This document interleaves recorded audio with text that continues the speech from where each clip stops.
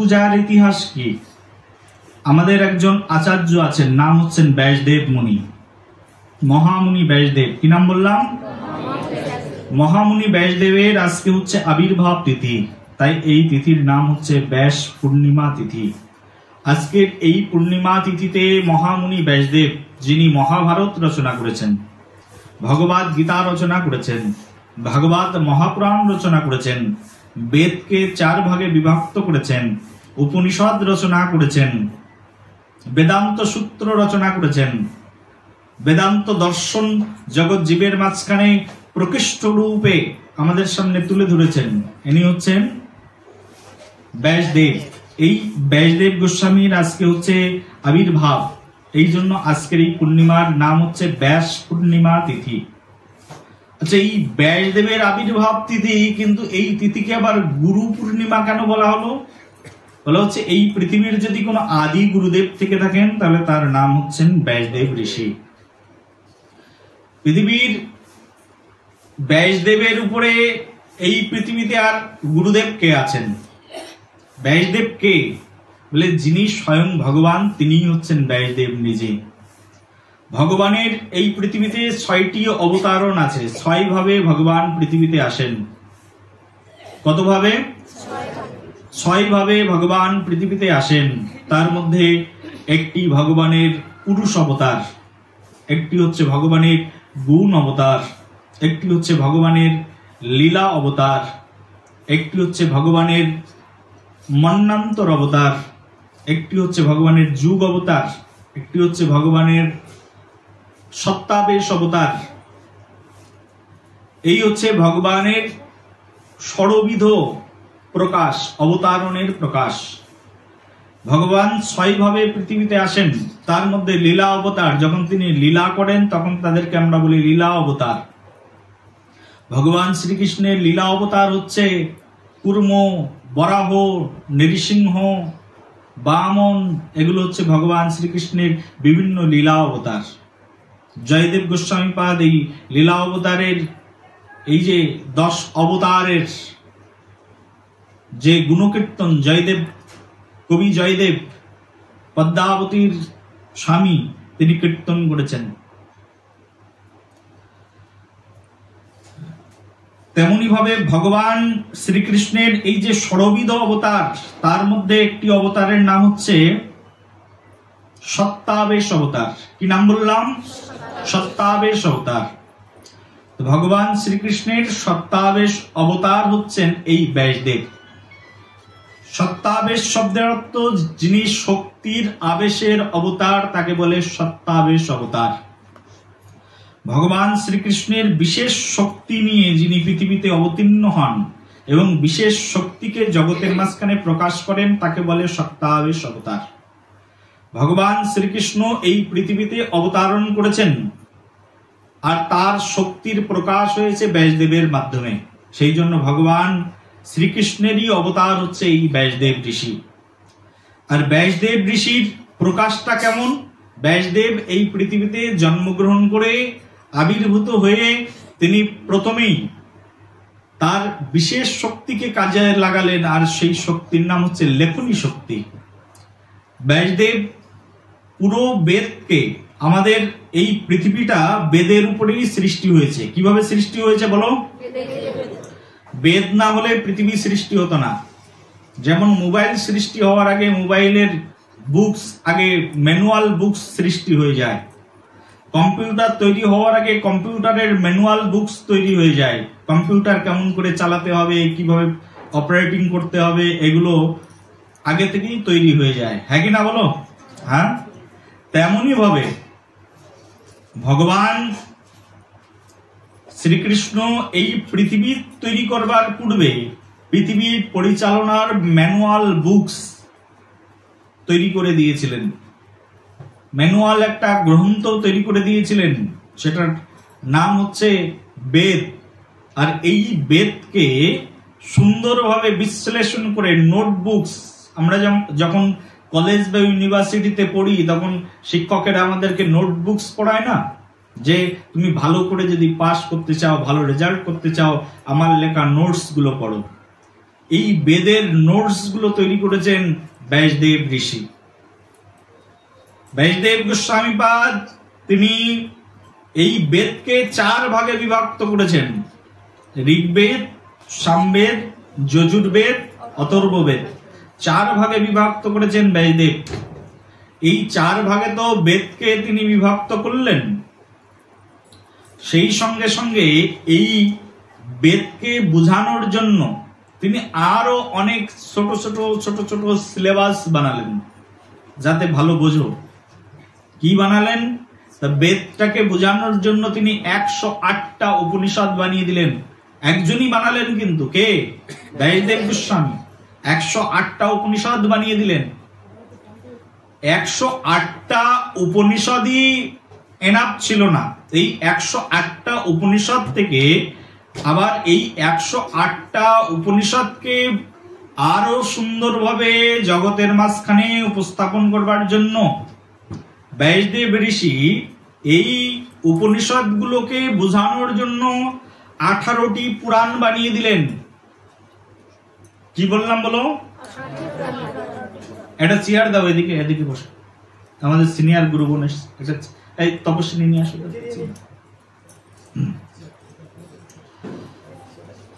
108টা উপনিষদ আর 108টা উপনিষদ থেকে কি বানালেন? 18টা পুরাণ ব্যাসদেব গোস্বামীপাদ বানিয়ে দিয়েছেন। এই 18টি পুরাণের মধ্যে সর্বশেষ পুরাণ যেটি, সেই পুরাণের নাম হচ্ছে ভাগবত মহাপুরাণ। কি নাম বললাম? বলো জোরে, বলো ভাগবত ভগবান কি। ব্যাসদেব গোস্বামী আর যে 17টি পুরাণ লিখলেন, সেই 17টি পুরাণের মধ্যে তিনি অনেক বিশ্লেষণ করেছেন। বিশ্লেষণ করার পরে তিনি শেষ পুরাণটি যখন লিখবেন, তখন তিনি তার গুরুদেবের শরণাপন্ন হয়েছেন। 17টি পুরাণ লেখার পরেও ব্যাসদেব গোস্বামীর মনের ভিতরে দুঃখ, সংশয়, ভীতি, সন্ত্রাস্ততা। ব্যাসদেব গোস্বামীপাদ তিনি দুঃখিত অন্তরে কি করবেন বুঝে পাচ্ছেন না। 17টা পুরাণ লেখা হয়ে গেছে, এর মধ্যে মহাভারতের মতো বিশাল কাব্যকে লিখেছেন। মহাভারতের মতো কাব্য ব্যাসদেব গোস্বামীপাদ, কিন্তু তারপরেও মনের ভিতরে দুঃখের শেষ নেই। কারণ কি? মনের ভিতরে শান্তি পাচ্ছেন না ব্যাসদেব গোস্বামীপাদ। তো দুঃখের কারণ কি? তা দুঃখের কারণ হচ্ছে যে তিনি যা কিছুই করছেন মনে হচ্ছে যে অপূর্ণ রয়ে গেছে, অপূর্ণ তার দুঃখ। যখন মানুষের মনে খুব দুঃখ হয়, তখন কিন্তু সে এক জায়গায় যায়, আর সেটা হচ্ছে তার শ্রী গুরু চরণ। দুঃখের কথা কাকে জানানো যায়? গুরুদেবকে জানানো যায়, আর কাউকে নয়। বলি পিতামাতাকে দুঃখের কথা জানানো যায় না? বলি পিতামাতাকে দুঃখের কথা জানানো যায়, কিন্তু পিতামাতা সঠিক উপদেশ আমাদেরকে দিতে পারেন না। সেই জন্য পিতামাতাই বলেন গুরুবরণ করো। বলি বড় ভ্রাতাকে জানানো যায় না? বলি জানানো যায়। বলি বড় বোনকে জানানো যায় না? বলি জানানো যায়। সব জায়গায় জানালে জ্বালা আছে, কিন্তু এক জায়গায় জানালে কোনো জ্বালা নেই, সেটা হচ্ছে শ্রী গুরুদেবের চরণ। বলো রাধে রাধে। বলি অন্য অন্য জায়গায় জানালে জ্বালা কিসের? বলি বড় ভ্রাতাকে জানাবে, অন্যদেরকে জানাবে, তোমার দুর্বলতার পয়েন্ট নিয়ে তারা তোমার ক্ষতি করার চেষ্টা করলেও করতে পারে, যদি তারা দুর্জন হয়। কিন্তু তুমি যদি গুরুদেবকে জানাও তোমার দুঃখের কথা, গুরুদেব কি করবেন? গুরুদেবকে যখন জানাবে, তখন গুরুদেব তোমাকে সমাধান দেবেন। আর গুরুদেবকে যখন জানাবে, বৈষ্ণবকে যখন জানাবে, তোমার দুঃখের কথা শুনে বৈষ্ণব ঠাকুর কৃষ্ণে আবে দিবেন ও প্রচুর। তোমার দুঃখের কথা যখন বৈষ্ণব ঠাকুরকে জানাবে, শ্রী গুরুদেবের কাছে জানাবে, গুরুদেব তখন বলবেন যে হে কৃষ্ণ, এর দুঃখের অবসান ঘটিয়ে দাও। বলো নিতাই গৌর হরি। এই জন্য এই পৃথিবীর দুঃখের কথা যা, তা একমাত্র শ্রী গুরুদেবকে জানানো যায়। তখন শ্রী গুরুদেবকে এই দুঃখের কথা জানিয়ে দিলেন নারদ মুনি। হচ্ছেন শ্রী গুরুদেব কার? এই ব্যাসদেব ঋষির গুরুদেব। নারদ মুনিকে স্মরণ করলেন, সঙ্গে সঙ্গে গুরুদেব সম্মুখে চলে আসলেন। গুরুদেব সম্মুখে এসে গুরুদেবকে বলছেন, আমার মনের দুঃখ যেন কোনো কিছুতেই পূর্ণ করতে পারছি না। ব্যাসদেব গোস্বামী সেই গুরুদেবের কাছে যখন তার আরতি জানালেন, গুরুদেব বললেন, তোমার পূর্ণতা একমাত্র আসবে ভাগবত মহাপুরাণ রচনার মাধ্যমে। যাও, তুমি ভাগবত মহাপুরাণ রচনা করো। আর সেই ভাগবত মহাপুরাণের মধ্যে তুমি শুধু নির্মল কৃষ্ণ চরিত্র বর্ণনা করবে, যার ভিতরে যেন কোনো মল না থাকে, কোনো ত্রুটি না থাকে। এই পৃথিবীতে সবকিছু লেখনীর মধ্যে, সবকিছু ভাবনার মধ্যে 4টে ত্রুটি রয়েছে। 4টে ত্রুটি কি কি? ভ্রম, প্রমাদ, বিপ্রলিপ্সা আর করুণা পটব। এই 4টে ত্রুটি। তুমি যা কিছুই করো না কেন, আমাদের এই জড় চোখ দিয়ে যা কিছুই দেখি না কেন, তার মধ্যে এই 4টি ত্রুটি বিদ্যমান থাকে। ভ্রম, প্রমাদ, বিপ্রলিপ্সা আর করুণা পটব। এই 4টি ত্রুটি সবসময় থেকে যায়। ব্যাসদেব গোস্বামীপাদ এর আগে বহু গ্রন্থ লিখেছেন, তার মধ্যে কিছু না কিছু ত্রুটি বিদ্যমান রয়ে গেছে। ব্যাসদেব গোস্বামীপাদ এখন গুরুদেবের শরণাপন্ন হয়ে গেলেন। যখন গুরুদেবের চরণে শরণাগত হয়ে গেলেন, গুরুদেবের কৃপায় এখন ব্যাসদেব গোস্বামীর সেই গুরুদেবের কৃপা বাড়িতে, গুরুদেবের কৃপা আশীর্বাদে তার করুণা অঞ্জন প্রকাশিত হয়ে গেল, দিব্য চক্ষু প্রকাশিত হয়ে গেল। এখন দিব্য চক্ষু, দিব্য অন্তরে তিনি এই ভাগবত মহাপুরাণ রচনা করে দিলেন। আর সেই ভাগবত মহাপুরাণের মধ্যে তিনি 18,000 শ্লোক লিখে দিলেন। সেই 18,000 শ্লোকই হচ্ছে আমাদের জীবনের চলার একমাত্র পাথেয়। আর প্রত্যেকটি জীব যখন এই ভাগবত মহাপুরাণের আশ্রয় গ্রহণ করেন, তখনই তার জীবন ধন্য হয়ে যায়। যতক্ষণ পর্যন্ত এই কলিহত জীব ভাগবত মহাপুরাণের আশ্রয় গ্রহণ না করছে, ততক্ষণ পর্যন্ত তিনি এই ভব সমুদ্রে শুধুমাত্র ডুব খেয়েই যাবে। আর এই মৃত্যু সমুদ্র তরঙ্গে সে শুধু ভেসেই যাবে, কখনো কোনো দিনের জন্য কুল পাবেন না। কুল পাওয়ার একমাত্র কিনার যেটি, এই ভব সমুদ্র থেকে বাঁচবার একমাত্র উপায় যেটি, উদ্ধারের একমাত্র পন্থা যেটি, সেটি হচ্ছে ভাগবত মহাপুরাণ। বলো ভাগবত ভগবান কি। এই ভাগবত ভগবানকে এই পৃথিবীতে যিনি অবতারণ করিয়েছিলেন, তার নাম হচ্ছে ব্যাসদেব গোস্বামী। আজকের এই তিথিতে এই ভাগবত মহাপুরাণের রচয়িতা এই ব্যাসদেব গোস্বামীর আবির্ভাব হয়েছে। আজকে এই ভাগবত যখন আমরা পড়তে যাই, ভাগবত এমনই একটি বিদ্যা, তুমি একা একা এই ভাগবতকে আস্বাদন করতে পারবে না। এই ভাগবত অধ্যয়ন করতে গেলে তোমার গুরুদেবের প্রয়োজন। এই ভাগবত যদি কেউ না জানে, তাহলে সে ভক্ত নয়। বুঝতে পারলে আমার কথা? তুমি এখানে কেউ আছে ভাগবতের একটা শ্লোক বলতে পারবে? একটা শ্লোক কে আছে? দেখি হাত তোলো। এটা হচ্ছে আজকে গুরু পূর্ণিমায় কৃপা। একটা শ্লোক ভাগবতের বলতে পারবে? এই তো 2-1 জন বলতে পারবে। এই যে কয়েকজন, এই কয়েকজনই ভক্ত, আর কেউ ভক্ত নয় আমার চোখে। হতে পারো আমার কাছ থেকে দীক্ষা নিয়েছো, আমার গুরুদেবের কাছ থেকে দীক্ষা নিয়েছো, নাথিং ম্যাটার্স। ভক্তই নাও তুমি, ভাগবতই জানো না। বলছে কলিযুগে ভগবান শ্রীকৃষ্ণ উদ্ধবকে বলছে, উদ্ধব কাঁদছেন, হে ভগবান তুমি চলে যাবে, কোথায় আমরা কোথায় যাব তুমি চলে গেলে? ভগবান শ্রীকৃষ্ণ উদ্ধবের কথা শুনে বলছে, উদ্ধব চিন্তা করো না, আমি চলে যাব 125 বছর এই পৃথিবীতে লীলা করে, কিন্তু আমি চলে গেলেও আমার একটা রূপে আমি পৃথিবীতে থেকে যাব কলিযুগে। বলি কোন রূপ? বলছে আমি চলে যাব, কিন্তু আমার আরেকটি স্বরূপ পৃথিবীতে থাকবে, আমার সেই স্বরূপের নাম হচ্ছে ভাগবত স্বরূপ। বলো ভাগবত ভগবান কি। যে কৃষ্ণের প্রসাদ পাই, এইটুকুই অনুগ্রহ। ওই যে হইতাম যদি বৈষ্ণব দ্বারেরও কুকুর, প্রসাদ দিয়ে তরাইতেন বৈষ্ণব ঠাকুর। যদি বৈষ্ণবের দ্বারের কুকুর হয়ে যেতাম, তাহলে প্রসাদ দিয়ে তাড়িয়ে দিত, এই কুকুর বেরো বেরো। ওই প্রসাদ খাওয়া কুকুর শুধু, কিন্তু ভক্ত হতে পারিনি এখন। ভগবান শ্রীকৃষ্ণের ভক্তি জগতের মধ্যে প্রবেশ করতে গেলে ভাগবতের শ্লোক জানতে হবে তোমাকে, আর ভাগবতের শ্লোককে প্রতিদিন স্মরণ করতে হবে। আমাদের অন্যভাবে কলিযুগে উপাসনা হয় না। আমাদের উপাসনা হচ্ছে, আমাদের দাপর যুগে উপাসনা ছিল অর্চন করতে পারি আমরা, হ্যাঁ। তার আগে উপাসনা ছিল আমাদের যজ্ঞ।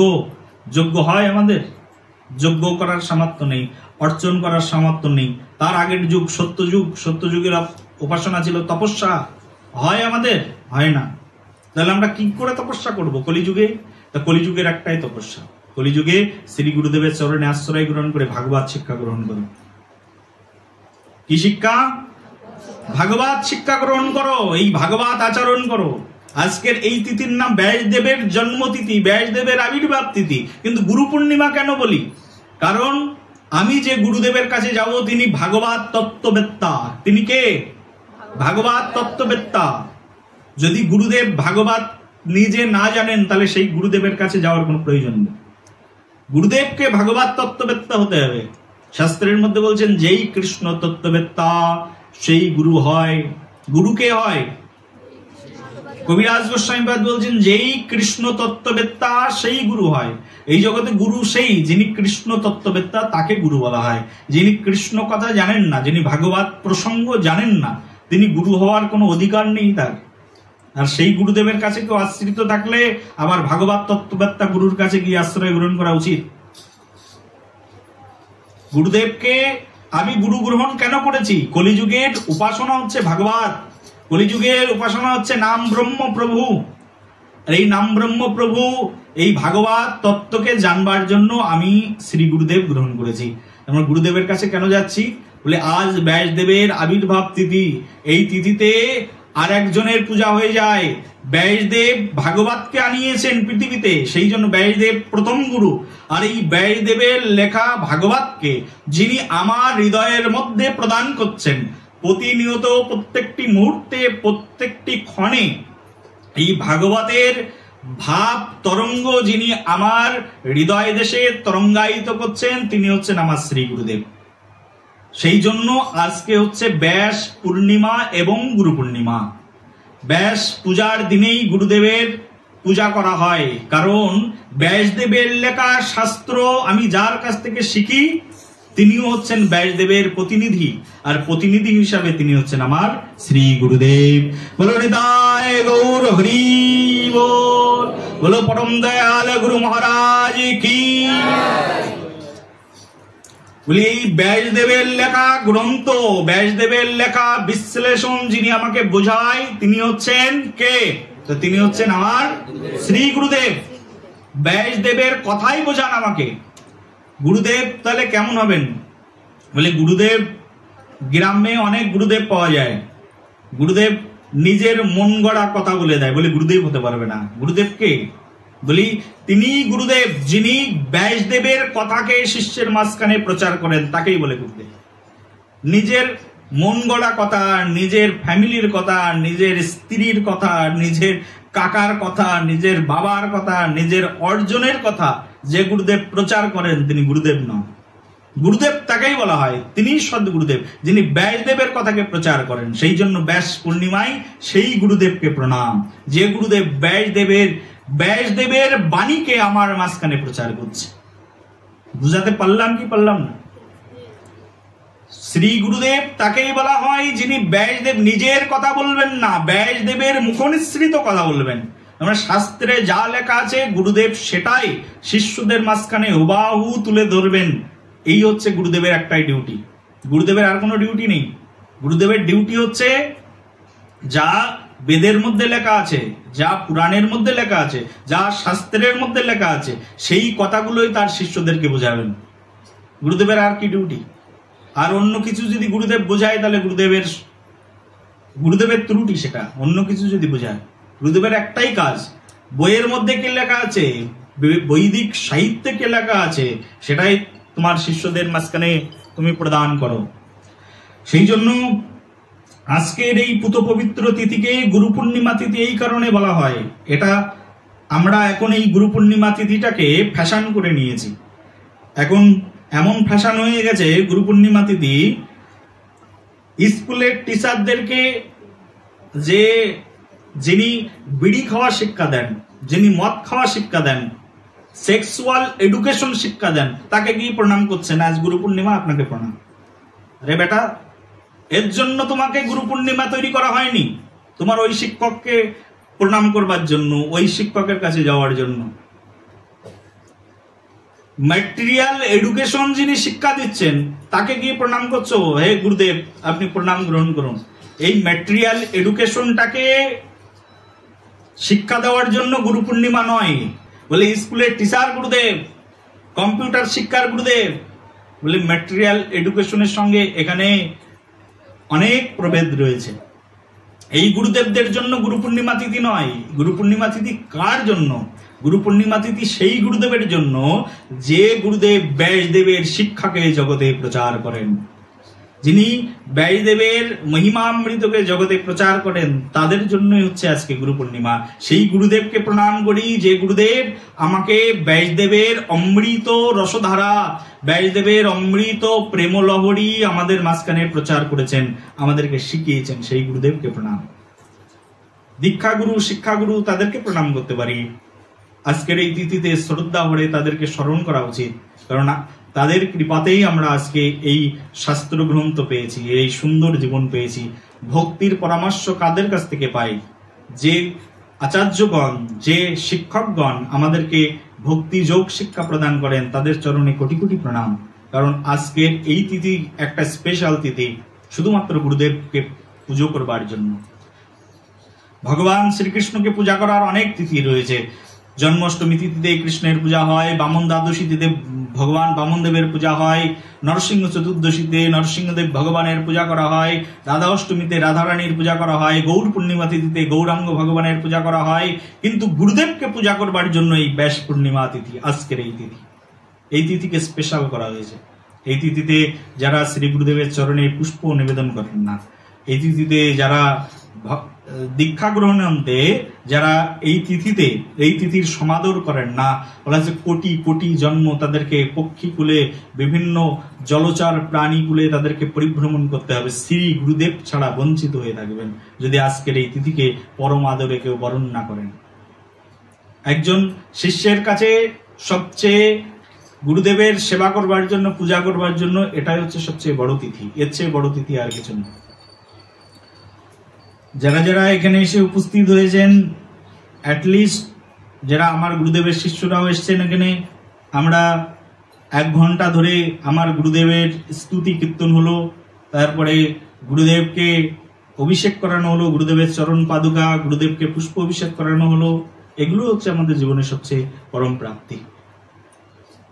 আমি শ্রী বৃন্দাবনে যেতে পারিনি আমার শ্রী গুরু আশ্রমে, কিন্তু এখানে আজ হরিনাম কীর্তন হচ্ছে, ভক্ত সঙ্গ হয়েছে, এটাও বৃন্দাবনে পরিণত হয়েছে। বলো রাধে রাধে, প্রেম সে বলো আরো জোরে। গৃহে থাকলে গৃহটা বৃন্দাবনে পরিণত হতো না, কারণ গৃহে বৈষ্ণবগণ গিয়ে উপস্থিত হন না। সেই জন্য গৃহটা, সেটা আমার গৃহ, শুধুমাত্র গৃহটাও বৃন্দাবন, ভজন আনন্দী ভক্তের জন্য। যদি বলে দিই একেবারে ভুল হয়ে যাবে। ভজন আনন্দী ভক্তের জন্য গৃহটা বৃন্দাবন, কিন্তু সেই ভজন আনন্দী কি আমি হয়েছি? এখনো পর্যন্ত আমি গোষ্ঠী আনন্দী। ভজন আনন্দী কাদেরকে বলে? যিনি ভজন করবার জন্য গৃহ সংসার পরিত্যাগ করে শ্যামসুন্দর পণ্ডিতজির মতো বৃন্দাবনে বসে থাকেন, এনাদেরকে বলে ভজন আনন্দী। এনারা যেখানেই থাকেন সেটাই বৃন্দাবন, এনারা যেখানে থাকেন সেখানেই বৃন্দাবন। কিন্তু আমরা যেখানে থাকি সেটা বৃন্দাবন হবে না। আমরা যেখানে থাকি সেখানে যদি ভক্তরা এসে আগমন করেন, তখনই সেটা বৃন্দাবনে পরিণত হয়ে যাবে। বলে বৃন্দাবন ধাম কি? যদি ভক্তরা এসে আগমন করেন তবে সেটা বৃন্দাবনে পরিণত হয়ে যাবে। আজকে পরম সৌভাগ্য যে আমরা এখানে উপস্থিত হয়েছি, আমাদের এই গৌরাঙ্গ বিহার মন্দিরে এখানে উপস্থিত হয়ে শ্রী গুরুদেবের এই গুরুতত্ত্ব মহিমা কথা আমরা শ্রবণ করার সুযোগ লাভ করেছি, ব্যাসদেবের মহিমা কথা শ্রবণ করার সুযোগ লাভ করেছি। আজকের এই তিথিতে আমি বারবার শ্রদ্ধা ভরে প্রণাম করি, বিশেষ করে আমার শিক্ষাগুরু পদ্মগণ, যাদের অশেষ বিশেষ কৃপায় এই ভাগবত রসামৃত সিন্ধু আমার হৃদয়ের মধ্যে আস্বাদিত হয়েছে, যাদের অশেষ ও বিশেষ কৃপায় এই ভাগবত রসতরঙ্গ শিক্ষা গ্রহণ করেছি, সেই সকল শিক্ষাগুরু গণের চরণে সশ্রদ্ধ কোটি দণ্ডবাদ।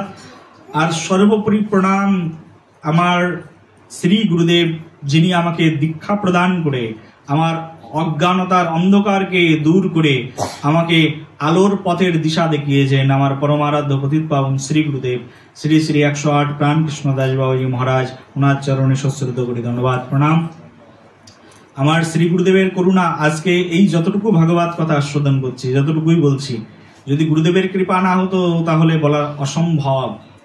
মানুষ কখনো মুখস্থ বিদ্যা প্রদর্শন করতে পারে না। মুখস্থ কথা, মুখস্থ বার্তা সেটা কারোর হৃদয়ে গিয়ে কখনো আঘাত আনতে পারে না, কারোর হৃদয় দেশের শৃঙ্খলকে খুলতে পারে না। যদি কৃপা না থাকে, করুণা না হইলে কাঁদিয়া কাঁদিয়া প্রাণ না রাখিব আর। নরোত্তম দাস ঠাকুর মহাশয় প্রার্থনা করছেন, হে গুরুদেব, যদি তোমার করুণা না হয় তাহলে কাঁদিয়া কাঁদিয়া প্রাণ না রাখিব আর। সমগ্র জীবন চলে যাবে, কিন্তু যদি শ্রী গুরুদেবের কৃপা না হয়, যদি গুরুদেবের করুণা অঞ্জন কারোর উপরে বিধৌত না হয়, শ্রী গুরুদেব কারোর প্রতি যদি করুণা বর্ষণ না করে, অনন্ত কোটি কল্পকাল চলে যায় তার কৃষ্ণ ভক্তি নচেত লভ্যতে, কখনোই কোনোদিনের জন্য লাভ করা সম্ভব নয়। একমাত্র ভগবান শ্রীকৃষ্ণ তাকেই আপন বলে মনে করেন যিনি শ্রী গুরুদেবের কৃপাকে গ্রহণ করেছেন। যেন আমাদের ভাগবত শাস্ত্রের মধ্যে দুইজন আচার্যের নাম পায়, একজনের নাম হচ্ছে ঈশ্বর পুরীপাদ, আর একজনের নাম হচ্ছে রামচন্দ্র পুরীপাদ। এই রামচন্দ্রপুরী ঈশ্বরপুরী দুইজন গুরু ভাই ছিলেন। যেমন এই আমাদের প্রভুদা আমি গুরু ভাই, এই যে আমাদের অনন্ত কৃষ্ণদা আমরা গুরু ভাই। এইরকম এই ঈশ্বরপুরী আর রামচন্দ্রপুরী দুইজন গুরু ভাই ছিলেন। আর এনারা দীক্ষা গ্রহণ করেছিলেন যে গুরুদেবের কাছ থেকে, তার নাম হচ্ছে মাধবেন্দ্র পুরীপাদ। এখান থেকে 550-600 বছর আগের কথা। মাধবেন্দ্র পুরীপাদের কাছ থেকে এই দুইজন দীক্ষা গ্রহণ করেছিলেন। একজন হচ্ছে ঈশ্বরপুরী আর একজন কি বললাম রামচন্দ্রপুরী। এই ঈশ্বরপুরীপাদ তিনি অনেক জ্ঞানী ছিলেন, কিন্তু জ্ঞানী ব্যক্তি কেমন থাকে? সবসময় মাথা নিচু থাকে, সবসময় হাত জোর করে থাকতেন।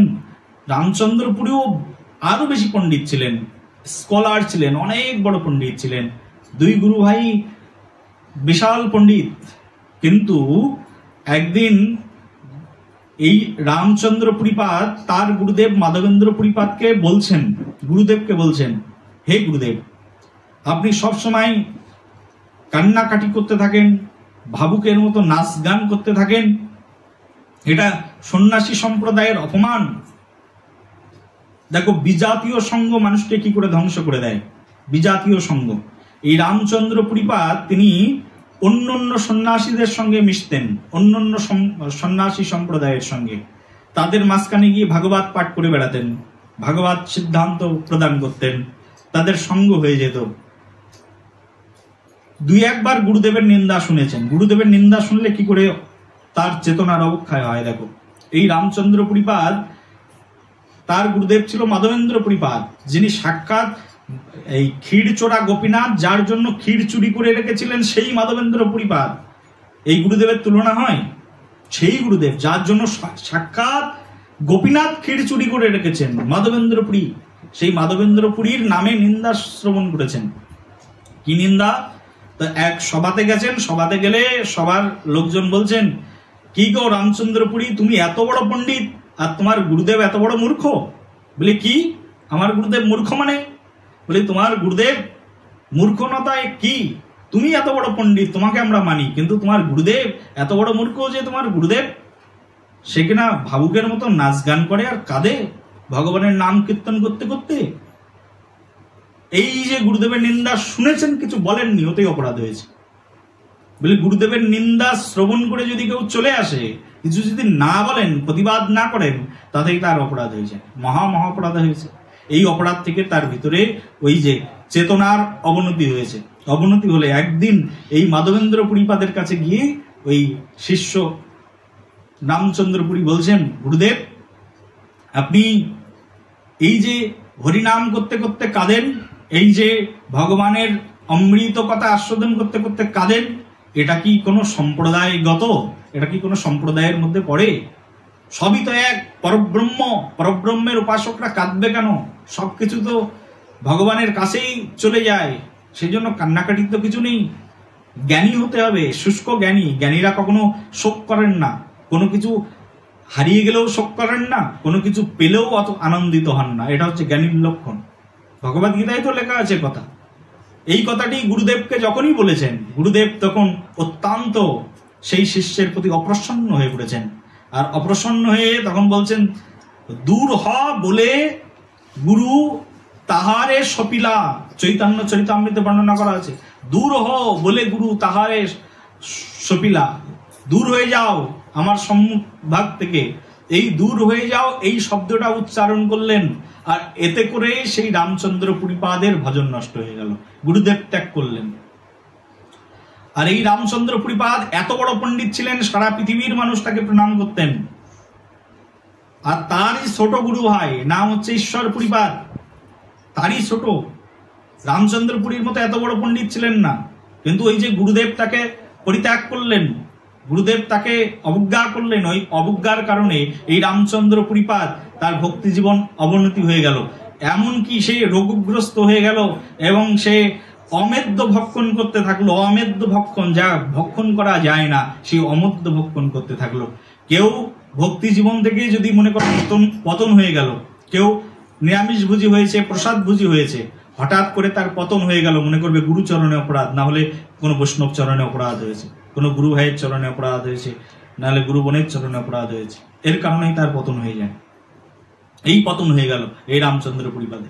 আর তারই গুরু ভাই নাম হচ্ছে ঈশ্বর পুরীপাদ। এই ঈশ্বর পুরীপাদ প্রতিদিন গুরুদেবের কাছে যেতেন আর প্রতিদিন গুরুদেবের সেবা করতেন। গুরুদেব যখন বৃদ্ধ বয়স, জরাজীর্ণ অবস্থা, গুরুদেবকে ঝুড়িতে করে মাথার মধ্যে তুলে নিয়ে মাধবেন্দ্র পুরীপাদকে এক স্থান থেকে আরেক স্থানে যেতেন। গুরুদেবের বাথরুম পরিষ্কার করতেন, গুরুদেবকে কাপড় পরাতেন, গুরুদেবকে প্রতিদিন স্নান করাতেন। খাওয়ার সামর্থ্য ছিল না, গুরুদেবকে মেখে মেখে ঈশ্বর পুরীপাদ গুরুদেবকে খাওয়াতেন। একদিন ওই মাধবেন্দ্র পুরীপাদ যেদিন চলে যাবেন পৃথিবী থেকে, সেদিন এই ঈশ্বর পুরীপাদকে ডাকছেন, ঈশ্বর পুরী এদিকে এসো। ঈশ্বর পুরীপাদ মাধবেন্দ্র পুরীপাদের কাছে গেলেন, আর মাধবেন্দ্র পুরীপাদ তখন ঈশ্বর পুরীপাদের মাথায় হাত দিয়ে বললেন যে তুমি আমার অনেক সেবা করেছো, বিনিময়ে আমি তোমাকে কিছু দিতে পারিনি। ওই যে দদাধিপতি গৃহ্ণাতি গুজ্জ মক্ষান্তি পৃচ্ছন্তি ভুংতে ভজয়তে চৈব সরবিধাম প্রীতি লক্ষণাম, রূপ গোস্বামীপাদের শ্লোক। তোমাকে কেউ কিছু দিলে তোমাকে বিনিময়ে কিছু দিতে হবে। গুরুদেবও জানেন যে আমার শিষ্যের কাছ থেকে আমি সেবা নিয়েছি, গুরুদেব আমার শিষ্যকে আমি কি দেব? শিষ্যকেও কিছু দিতে হয়। শুধু শিষ্যরাই গুরুদেবকে দেবে এমনটি নয়, গুরুদেবকেও দিতে হবে শিষ্যকে। আর গুরুদেবের কাছ থেকে শিষ্যরা শুধু নেবে এমনটি নয়, গুরুদেব দিচ্ছেন, বিনিময়ে গুরুদেবকেও কিছু দিতে হবে শিষ্যকে। এই দেওয়া নেওয়ার উপরে আমাদের এই পৃথিবী টিকে রয়েছে। ওই মাধবেন্দ্র পুরীপাদ তখন তার মাথায় হাত দিলেন, মাথায় হাত দিয়ে ওই আশীর্বাদ প্রদান করলেন যে আমি তোমাকে আশীর্বাদ করছি, যাও এই পৃথিবীর শ্রেষ্ঠ যিনি, এই পৃথিবীর যিনি ভগবান, সেই ভগবান আসবেন, কলিযুগের ভগবান পাবন অবতারী আসবেন আর তোমার কাছ থেকে দীক্ষা গ্রহণ করবেন। ওই যে ঈশ্বর পুরীপাদকে আশীর্বাদ দিয়ে চলে গেলেন মাধবেন্দ্র পুরীপাদ তার স্বধামে। কিছুদিন পরে শ্রী চৈতন্য মহাপ্রভু যখন নবদ্বীপে আবির্ভূত হলেন, আবির্ভূত হয়ে নবদ্বীপের প্রতি, নবদ্বীপের ভগবান স্বয়ং শ্রী চৈতন্য মহাপ্রভু গিয়ে এই মাধবেন্দ্র পুরীপাদ, ঈশ্বর পুরীপাদের শিষ্য, এই মাধবেন্দ্র পুরীপাদের শিষ্য এই ঈশ্বর পুরীপাদের কাছ থেকে স্বয়ং জগতের গুরু, জগতের আচার্য, জগতের একমাত্র ঈশ্বর, তিনি গিয়ে এই ঈশ্বর পুরীপাদের কাছ থেকে দীক্ষা গ্রহণ করলেন। সারা পৃথিবীর মানুষ তখন থেকে ঈশ্বর পুরীপাদকে ধন্য ধন্য করতে থাকলেন। বলো গৌর প্রেমানন্দে হরি হরি বল। আজকে এই তিথিতে আমাদের এটি হচ্ছে সবচেয়ে বড় শিক্ষা। যদি কেউ গুরুদেবের সেবা করে, সেই সেবাটা কখনো কোনোদিনের জন্য বিফলে যায় না। কিন্তু গুরু সেবা বাদ দিয়ে এই পৃথিবীতে তুমি ভগবানের সেবা করো, কিন্তু ভগবান প্রসন্ন হন না। দেখো, ভগবানের সেবা করবার জন্য রামচন্দ্র পুরীপাদ নিজেই গুরুদেবকে ছেড়ে বেরিয়ে গেলেন, কিন্তু অভক্ত হয়ে গেলেন। কিন্তু গুরুদেবের ছত্রছায়ায় যদি কেউ থাকে, তাহলে সে পরম ভক্তে, পরম সেবকে পরিণত হয়ে যায়। গুরুদেব ছাড়া তুমি কয়েকদিন থেকে দেখো তোমার জীবনের কি অবস্থা হয়। সেই জন্য শ্রী গুরুদেবের সেবাই হচ্ছে এই জগতের সবচেয়ে বড় সেবা। আমরা যা কিছু করি না কেন, সবকিছুর একটা পরম্পরা আছে, সবকিছুর একটা নির্দিষ্ট বিধান রয়েছে। ভোগ লাগিয়ে দিন তো আমরা এই যে আজকে এখানে গুরু পূর্ণিমা করছি, আমি রাধাকুণ্ডে ফোন করেছি, আমার গুরু ভাইদের কাছ থেকে আদেশ নিয়েছি, প্রার্থনা করেছি, আমরা কিভাবে করবো তার ইনস্ট্রাকশন নিয়েছি। এই হচ্ছে আনুগত্য। আজ্ঞায় করিব সেবা চরণার অরবিন্দ। পৃথিবীতে যা কিছু করো না কেন, গুরুদেবের আজ্ঞা। আজ্ঞায় করিব সেবা চরণার অরবিন্দ। তুমি নিজে অনেক বড় পণ্ডিত হতে পারো, তোমার অনেক সম্ভ্রম থাকতে পারে, অনেক সম্পদ থাকতে পারে, অনেক সৌন্দর্য থাকতে পারে, অনেক রূপ থাকতে পারে, অনেক গুণ থাকতে পারে, কিন্তু এগুলোর কোনো মূল্য নেই ভগবানের কাছে যদি আনুগত্যতা না থাকে। আমাদের এই ভক্তি জগতের একমাত্র সেবা হচ্ছে আনুগত্যতা। আজ্ঞায়ও করিব সেবা চরণারবিন্দ। রাধারানীর আনুগত্য, সখীবৃন্দের আনুগত্য, গুরুদেবের আনুগত্য, গুরু ভাই, সিনিয়র গুরু ভাই বোন তাদের আনুগত্য, এই আনুগত্যতাই হচ্ছে আমাদের সেবার একমাত্র বৈশিষ্ট্য। এই সেবা যদি সম্পূরক সেবা হয়, সম্পূরক সেবা তখনই হবে যখন আনুগত্যে সেবা করব। আনুগত্যতা যদি না থাকে, নিজে অনেক বড় আচার্য, নিজে অনেক বড় গুরুদেব, নিজে অনেক বড় কিছু, এই মনোভাব যদি থেকে যায়, এই মনোভাব যদি থেকে যায়, তাহলে ভক্তি জীবনে সামান্যতম পৌঁছাবে না। তো সেই জন্য আমাদের যারা এখানে ভক্তরা এসে উপস্থিত হয়েছে, আমাদের আজকে এটি হচ্ছে সবচেয়ে বড় শিক্ষা যে আমরা আনুগত্যতায় সেবা করব। যা কিছু করি না কেন আমাদের যেন অনুমোদন থাকে। যদি অনুমোদন না থাকে তুমি যা কিছুই করো না কেন তার কোনো মূল্য নেই। দেখো, আমরা একটা চ্যারিটি গঠন করেছি, একটা ট্রাস্ট গঠন করেছি, তাও আমি আমার গুরুদেবের কাছ থেকে আদেশ নিয়েছি। কি নাম হবে তাও গুরুদেবের কাছ থেকে শুনেছি। এগুলোকে বলে আনুগত্যতা। যখনই তুমি আনুগত্যতায় সেবা করবে তখন গ্রহণ করবেন। কৃষ্ণ কখনো কারুর ডাইরেক্ট হাতের খাবার গ্রহণ করেন না, গুরু পরম্পরার মাধ্যমে গ্রহণ করেন। তুমি তোমার গুরুদেবকে দেবে, তোমার গুরুদেব তার গুরুদেবকে দেবেন, তার গুরুদেব তার গুরুদেবকে দেবেন। এইভাবে এই গুরু পরম্পরা ক্রমে এই উপহার। তুমি মনে করো একটা ফুল দিলে, ফুলটা তো প্রথমে তোমার গুরুদেবকে অফার করতে হবে, গুরু প্রণাম মন্ত্র বলে শুরু করতে হবে, গুরুদেবকে প্রার্থনা জানাতে হবে, হে গুরুদেব আমি এই ফুলটি অর্পণ করছি। গুরুদেব যদি অনুমোদন করেন তাহলে ভগবানের কাছে পৌঁছাবে। গুরুদেব গুরু পরম্পরার মাধ্যমে এটা গুরু মঞ্জুরির মাধ্যম দিয়ে রূপ মঞ্জুরির কাছে গিয়ে পৌঁছাবে, তারপরে সেটা রাধারানীর কাছে গিয়ে পৌঁছাবে। রাধারানী তখন ভগবান শ্রীকৃষ্ণকে কোনো কিছু দেওয়ার অধিকার রাখেনি। তোমার কোনো অধিকার নেই একটা জিনিস কৃষ্ণের হাতে দেওয়ার, তোমার অধিকার আছে তোমার গুরুদেবকে দেওয়ার। যদি পরম্পরা না থাকে এটাই সমস্যা। দেখো, আমাদের গুরু পরম্পরা বসানো আছে, পরম্পরা তার মানে সিরিয়ালে যেতে হবে। প্রথমে গুরুদেবকে দেবে, তার গুরুদেব তার গুরুদেবকে দেবেন, তার গুরুদেব তার গুরুদেবকে দেবেন। এইভাবে কোনো বস্তু, কোন প্রার্থনাও যদি করো যে হে ভগবান তোমার কাছে আমার এইটাই প্রার্থনা, আমার ছেলেকে মাধ্যমিক পরীক্ষায় পাশ করিয়ে দাও, এই প্রার্থনা তুমি করে দিলে ভগবানের কাছে, কিন্তু তুমি তোমার ছেলের জন্য প্রার্থনা করলে ভগবান তোমার কথা শুনলই না। তুমি প্রার্থনা করলে হে ভগবান আমার মেয়েটাকে বিয়ে দিয়ে দাও এই বছরের মধ্যে, কিন্তু 1 বছর গেল, 5 বছর গেল, 10 বছর গেল, তোমার মেয়ের কোনোদিন বিয়েই হলো না। কারণ কি? ভগবানের কাছে তো প্রার্থনা করেছিলে কিন্তু ভগবান তোমার প্রার্থনা নেননি। কারণ কি? তার কারণ তুমি ডাইরেক্ট ভগবানকে প্রার্থনা করেছিলে, তুমি গুরুদেবের মাধ্যম দিয়ে প্রার্থনা করনি, সেই জন্য তোমার প্রার্থনা ভগবান গ্রহণ করেন। এই পৃথিবীতে হাজার হাজার মানুষ আছে, লক্ষ লক্ষ মানুষ আছে। আমরা যে বৃন্দাবনে দেখি এই তীর্থস্থানগুলো, বদ্রীনাথে যাবো কয়েকদিন পরে, বদ্রীনাথে গেলে দেখতে পাই একেবারে ভগবানের সামনে গিয়ে মাথা কুটছে, রক্ত বেরিয়ে যাচ্ছে। ভগবান প্রার্থনা পূর্ণ করো, কত রকমের সুতো বেঁধে আসছে, কত কিছু করছে। ভগবান আমার প্রার্থনা পূর্ণ করো। ভগবান কারুর কথা শোনে না, এত মানুষ প্রার্থনা করছে, কারুর প্রার্থনার প্রতি ভগবানের কোনো গুরুত্বই নেই। কারণ কি? তার কারণ তারা জানে না কি করে প্রার্থনা করতে হয়। প্রার্থনাটাও গুরুদেবের মাধ্যম দিয়ে করতে হয়। হে গুরুদেব, গুরুদেবের মাধ্যম দিয়ে প্রার্থনা। তোমার আরতির কথা গুরুদেবকে জানাও, গুরুদেব তোমার আরতির কথা তার গুরুদেবকে জানাবেন, তার গুরুদেব তার গুরুদেবকে জানাবেন। এইভাবে এই আরতি গিয়ে একদম ঠিক রাধারানীর কাছে গিয়ে পৌঁছাবে। আর রাধারানী তখন একেবারে সঙ্গোপনে কৃষ্ণকে বলবেন, জানো তোমার এক ভক্ত আছে, এই ভক্ত এই আরতি জানিয়েছেন, এই আরজি জানিয়েছেন, কৃপা করে তার এই আরজিকে পূর্ণ করে দাও। তখনই পূর্ণ হয়ে যাবে। গুরু পূর্ণিমায় এটাই শিক্ষা, আজ্ঞায় করিব সেবা চরণারবিন্দ। শ্রীকৃষ্ণ চৈতন্য প্রভু দাসের অনুদাস, বলো সেবা অভিলাষ মাগে নরোত্তম দাস। শ্রীকৃষ্ণ চৈতন্য প্রভু, শ্রীকৃষ্ণ চৈতন্য প্রভুর দাসের অনুদাস। বোঝো অনুদাস শব্দের অর্থ কি? হ্যাঁ, বলে আমি ডাইরেক্ট কৃষ্ণের চৈতন্য মহাপ্রভুর দাস নই, বলছে শ্রীকৃষ্ণ চৈতন্য প্রভুর দাসের অনুদাস। হে শ্রীকৃষ্ণ চৈতন্য প্রভু, আমি তোমার ডাইরেক্ট সার্ভেন্ট নই, আমি তোমার দাসের, তোমার যিনি চাকর আছেন না, তার চাকরের চাকরের চাকর। এই হচ্ছে আমার পরিচয়। আমার পরিচয় কি? আমি ডাইরেক্ট কৃষ্ণের চাকর নই, আমি ডাইরেক্ট মহাপ্রভুর চাকর নই, মহাপ্রভুর চাকরের চাকরের চাকর। এই হচ্ছে আমার পরিচয়। শ্রীকৃষ্ণ চৈতন্য প্রভুর দাসের অনুদাস। অনুদাস মানে কি? আরো ক্ষুদ্র দাস, আরো ক্ষুদ্র, আরো তুচ্ছ। আমরা এই জগৎ সংসারে নিজেকে বড় দেখাই, আমি পিএইচডি, আমি এফআরসিএস, আমি এমবিবিএস ইত্যাদি। আর ভক্তি জগতে মানুষ সবচেয়ে ক্ষুদ্র দেখায়। আমার মতো ক্ষুদ্র, আমার মতো অধম, আমার মতো নীচ আর কেউ নেই। আমার গুরুদেবের কাছে, আমার গুরুদেব আমাকে একদিন বলছেন যে তুমি দীক্ষা দিতে পারো না, দীক্ষা দেবে। আমি বলছি, গুরুদেব আমি কি এখনো গুরুদেব হতে পেরেছি? আমার কি যোগ্যতা আছে?